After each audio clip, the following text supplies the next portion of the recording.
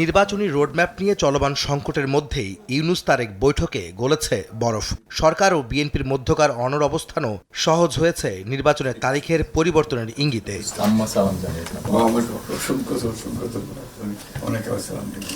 নির্বাচনের সম্ভাব্য তারিখকে অনেকে সাধুবাদ জানালেও জামায়াত ইসলামী ও জাতীয় নাগরিক পার্টি এনসিপি মিশ্র প্রতিক্রিয়া জানিয়েছে।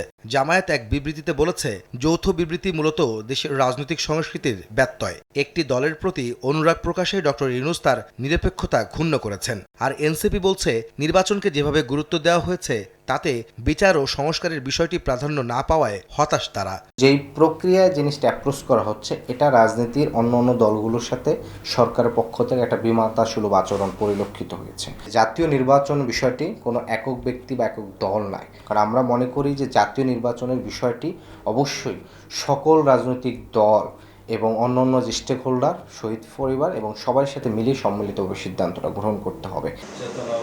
এ অবস্থায় ভোটের সময় পুনর্নির্ধারণ নিয়ে যারা হতাশ তাদের সমালোচনা করেছেন বিএনপি নেতারা। সরকারকে নির্বাচনকালে নিরপেক্ষ থাকারও আহ্বান তাদের। ইনসেক্ট রিপেলেন্ট মাস্টার ব্যাচ যুক্ত আরএফএল ওয়ার্ড্রোব, কাপড় যত্নে রাখার নাম্বার 1 সলিউশন। সাংবিধানিকভাবে প্রতিষ্ঠিত এই নিরপেক্ষ সরকার মূলত একটা তত্ত্বাবধায়ক সরকার, এবং এই সরকারের প্রধানতম কর্ম এবং এজেন্ডা হচ্ছে একটি সুষ্ঠু নিরপেক্ষ নির্বাচন, জাতীয় সংসদের নির্বাচন অনুষ্ঠান করা। সেই হিসাবে নাম কি হলো সেটা আমাদের কাছে বিষয় না, কাজ হবে এটা নিরপেক্ষতা যেন বজায় রাখে এই সরকার। ভোটটাকে জনগণ যেভাবে চায়, এই আতেলরা তো সেভাবে চায় না। যারা দীর্ঘদিন হঠাৎ করে উপর থেকে একটা আল্লাহর ইচ্ছায় বা অন্য কারোর ইচ্ছায় একটা ফ্ল্যাগ পেয়ে, ভালো একটা অফিস পেয়ে ভুলে যাচ্ছেন সব কিছু, যে এটাই দীর্ঘদিন যতদিন দীর্ঘ করা যায় দেশের জন্য তো এগুলো ক্ষতিকর। যারা বলে এরা তো নিবন্ধিতই না, জীবনে একটা ইলেকশন করে দেখে নাই, ভোটের দ্বারা কটা ভোট পায় আমরা দেখি।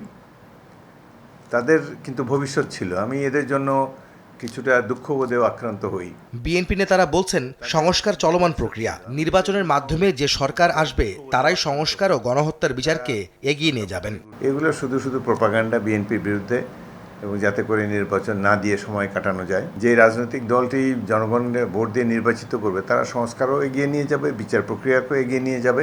একটা সুষ্ঠু নির্বাচনের জন্য জনগণ অপেক্ষা করে আছে। নির্বাচন আগে হোক বা পরে হোক, এই সংস্কার এবং বিচার প্রক্রিয়া চলমান থাকবে। আগামী বছরের ফেব্রুয়ারির প্রথম সপ্তাহে নির্বাচন অনুষ্ঠান করতে গেলে এই বছরের ডিসেম্বরের শেষার্ধের মধ্যেই তফসিল ঘোষণা হওয়াটা বোধহয় বাঞ্ছনীয়, কারণ নির্বাচনের তফসিল ঘোষণা থেকে নির্বাচন অনুষ্ঠান পর্যন্ত ৪৫ থেকে ৫০ দিন সময় লাগে।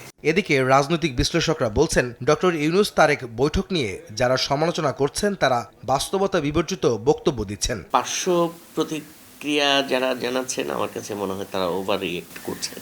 এটা বাস্তবতার সাথে মিল নাই এই রিয়েকশনের। বিএনপি এখন বাংলাদেশের বড় রাজনৈতিক দল, তাদের সাথে যদি সরকারের একটা মত পার্থক্য তৈরি হয়, এটা তো রাজনীতিতে একটা অস্থিরতা তৈরি করবে। এটা বিএনপিও বোঝে, এটা সবাই বোঝে, এটা ডক্টর ইউনূসও বোঝে। বিএনপির প্রতি পক্ষপাতমূলক কোন আচরণ করে ফেলেছে এটা আমার কাছে মনে হয়নি, বরং এটাই যৌক্তিক বলে আমি মনে করি।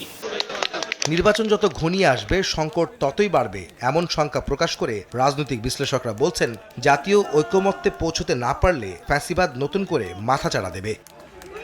আহমেদ সালেহীন, সময় সংবাদ, ঢাকা।